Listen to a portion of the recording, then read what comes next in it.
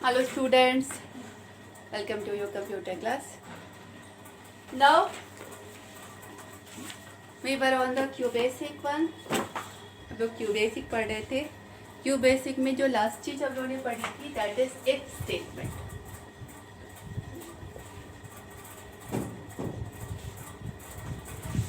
if statement क्या होता है? ये आपका प्रोग्राम देखिए, अगर आपके प्रोग्राम में कोई इफ स्टेटमेंट नहीं है तो प्रोग्राम आपका लाइन बाय लाइन चलता है. मतलब 10 लाइन का मान लीजिए प्रोग्राम है तो पहली, दूसरी, तीसरी, चौथी से लेके 10 लाइन तक पूरा का पूरा चला, कहीं भी कुछ नहीं. When you have the if statement, तो program run based on the condition. Means condition अगर ये है तो ये लाइन चलेगी, कंडीशन अगर ये नहीं है तो ये लाइन चलेगी. मतलब अब प्रोग्राम आपका 1, 2, 3, 4 इस ऑर्डर में नहीं चलता. मान लीजिए सेकेंड लाइन में आपने कंडीशन लिखी तो थर्ड लाइन चलेगी या नहीं चलेगी ये आपका कंडीशन डिसाइड करेगा. थर्ड लाइन चलेगी कि 5 लाइन चलेगी ये आपका कंडीशन डिसाइड करेगा. ठीक है. नाउ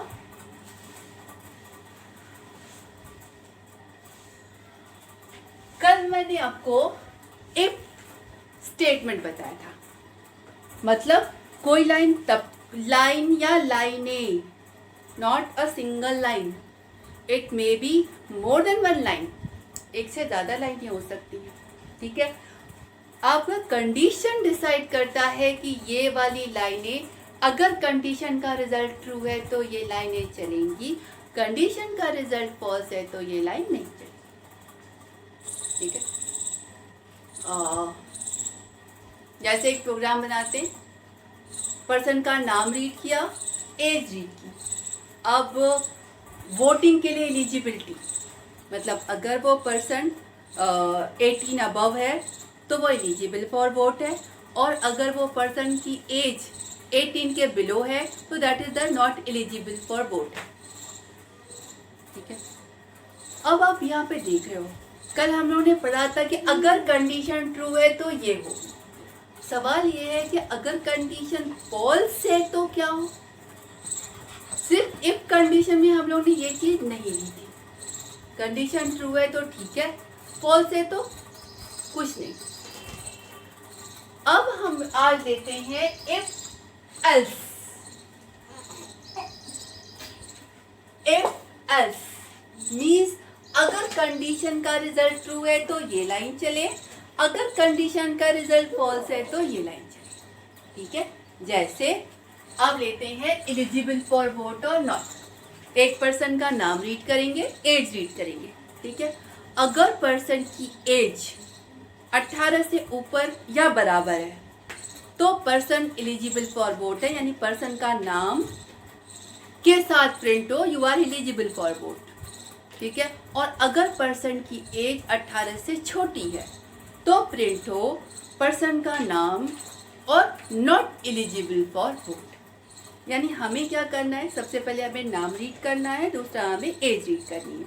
अब नाम और एज रीड करने के लिए ओके इनपुट हमें पता है, पर हमें जिस वक्त हमारा प्रोग्राम चले हमें पता होना चाहिए ना कि किस समय हमें नाम देना है और किस समय हमें एज देनी है. तो इसलिए हम रीडिंग के साथ मैसेज प्रिंट कराते हैं, जिस मैसेज से हमें पता चलता है कि इस समय हमें स्ट्रिंग देनी है, इस समय हमें नंबर देना है.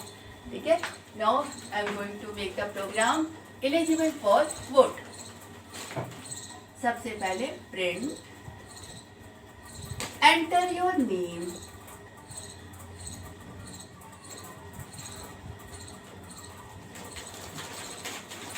अब नाम एंटर करेगा. नाम यानी स्ट्रिंग. स्ट्रिंग हमें स्टोर करना है तो स्ट्रिंग वेरिएबल में स्टोर करना पड़ेगा. हमने वेरिएबल का नाम रखा $. ठीक है. इसके बाद अब हमें एज चाहिए. Print enter your as.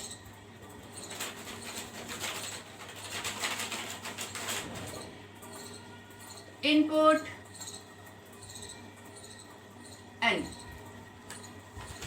ठीक है. अब $. में पर्सन का नाम, ये स्ट्रिंग वेरिएबल है, स्ट्रिंग वेरिएबल में पर्सन का नाम स्टोर हो गया, और एक न्यूमेरिक वेरिएबल में पर्सन की एज स्टोर हो गई। अब हम इस एज के बेस पर, एज की वैल्यू के बेस पर हमें डिसाइड करना है कि ये पर्सन वोट दे पाएगा या नहीं। तो हम ये क्या वैल्यू आई, इस वैल्यू को चेक करेंगे, यानी if n is greater than और इक्वल टू 18 देन, मतलब अगर n की वैल्यू 18 से बड़ी या बराबर है, दोनों चलेगा। अगर ये कंडीशन ट्रू है, मतलब जो वैल्यू हमने दी वो 18 के ऊपर है, पर्सन की एज 18 से ज़्यादा है, तो हमें क्या प्रिंट करना है, उस पर्सन का नाम प्रिंट करना है और एलिजिबल फॉर वोट करना है, यानी प्रिंट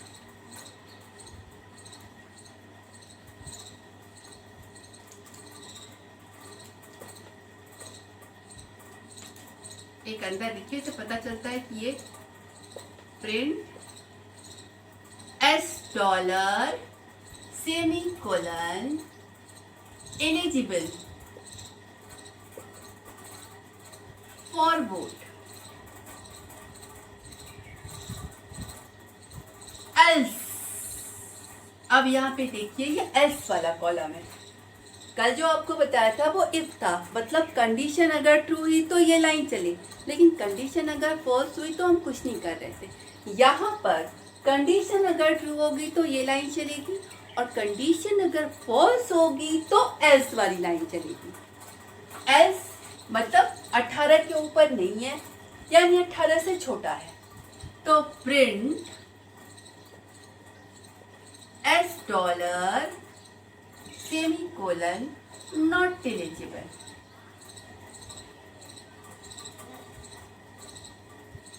फॉर वोट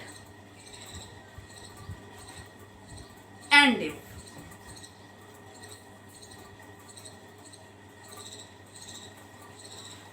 राइट, ये हमारा प्रोग्राम बन गया। F5 प्रेस किया, रन होने लगेगा। What will be the output? सबसे पहले पहली लाइन चली, प्रिंट के अंदर डबल कोट के स्ट्रिंग के अंदर स्ट्रिंग, ये हमारे मॉनिटर पर एज इट इज प्रिंट हो जाएगी, यानी प्रिंट क्या हो जाएगा, एंटर योर नेम। उसके बाद हमारी अगली लाइन चली, रीडिंग अ स्ट्रिंग वेरिएबल, मतलब स्टूडेंट से आपका नाम पूछ रहा है और नाम इस वेरिएबल में स्टोर कर रहा है, यानी मान लीजिए हमने दिया राम, तो क्या होगा, ये राम जाकर इस स्ट्रिंग वेरिएबल में जाकर स्टोर हो जाएगा, दैट इज $, राम। इसके बाद अगली लाइन चली, प्रिंट के अंदर स्ट्रिंग है, that message as it is print हो जाएगा।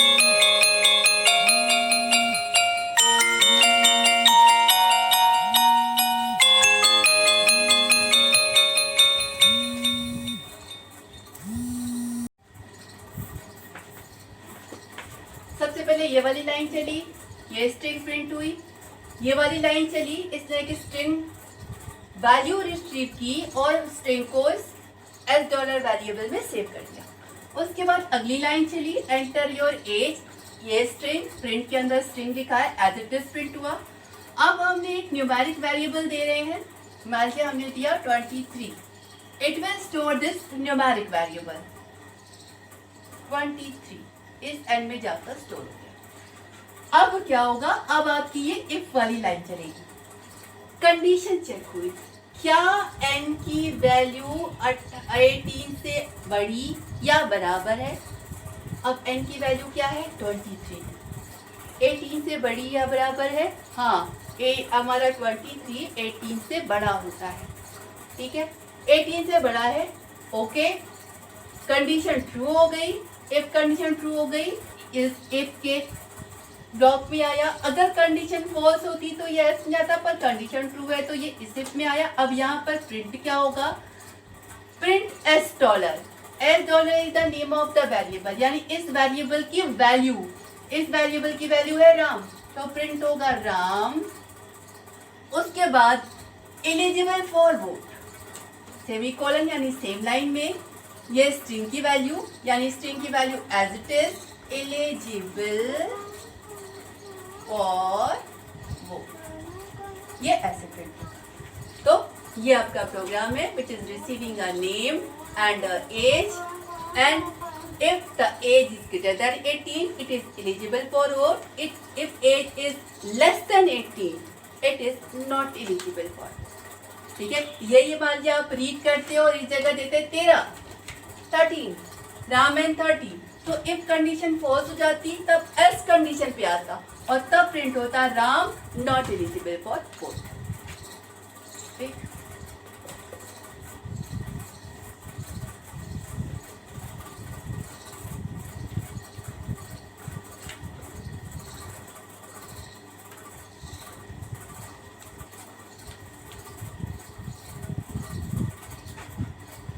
इसके बाद एक और प्रोग्राम लेते हैं, 2 नंबर रीड करते हैं, दोनों में से जो बड़ा वाला है उसको प्रिंट करेंगे। ठीक है, मतलब 2 नंबर रीड किया, पहला वाला भी बड़ा हो सकता है, दूसरा वाला भी बड़ा से हो सकता है। चेक करते हैं क्या पहला वाला नंबर दूसरे से बड़ा है, मतलब दोनों में से कौन बड़ा है, और जो बड़ा है उसको प्रिंट करते हैं। ठीक है, read 2 number and print the biggest, this is our program. मैं ऊपर प्रोग्राम लिख देती हूँ, read 2 numbers and print the biggest।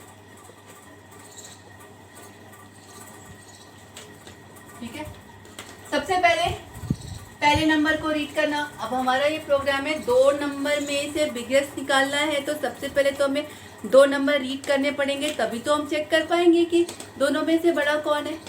तो पहले हमें पहला नंबर, उसके बाद दूसरा नंबर रीड करना पड़ेगा। ठीक है, तो प्रिंट इसलिए कि हमें जब हम कुछ वैल्यू डाल रहे हैं तो हमें पता होना चाहिए ना कि हम क्या डाल रहे हैं, इसलिए प्रिंटिंग।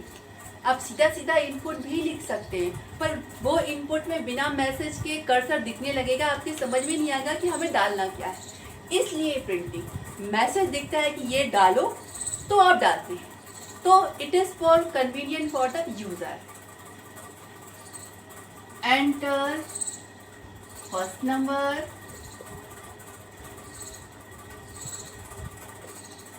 Input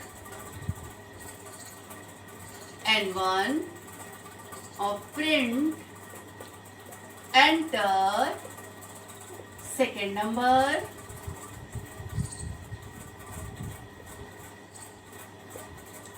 input N2। ठीक है, 2 नंबर हमने N1 और N2 में रीड कर लिए। अब जो बड़ा हो वो बड़ा वाला प्रिंट करना है, तो कंडीशन क्या लिखेंगे, if N1 is greater than N2, मतलब पहला नंबर दूसरे नंबर से बड़ा है। अगर ऐसा है, इस कंडीशन का मतलब होता है क्या N1 N2 से बड़ा है। अगर इसका रिजल्ट मिला यस, हाँ N1 N2 से बड़ा है, तो print N1 semicolon is biggest. और अगर ये फॉल्स मिला, मतलब N1 N2 से बड़ा नहीं है, तो else print N2 is biggest and if. Now this is your program, जो 2 नंबर रीड कर रहा है और दोनों में से बिगेस्ट को प्रिंट कर रहा है। ठीक है, अब हम इसे चलाएंगे। प्रोग्राम लिखा, F5 प्रेस किया, अब ये प्रोग्राम रन होगा। This is your output screen.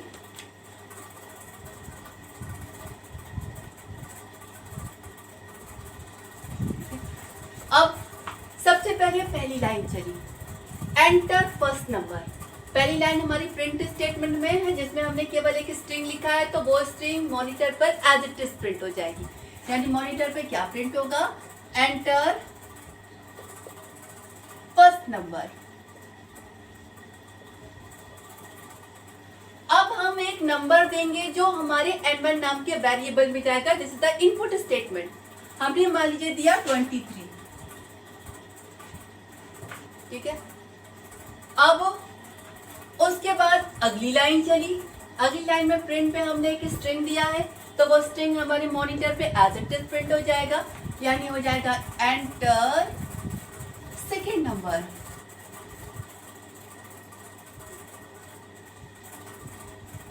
अब मान लीजिए हमने दिया 52, यानी इस वक्त क्या हुआ है, ये n1 नाम का वेरिएबल क्रिएट हुआ और इसमें वैल्यू गई 23, और इसमें n2 नाम का वेरिएबल क्रिएट हुआ और वैल्यू गई 52।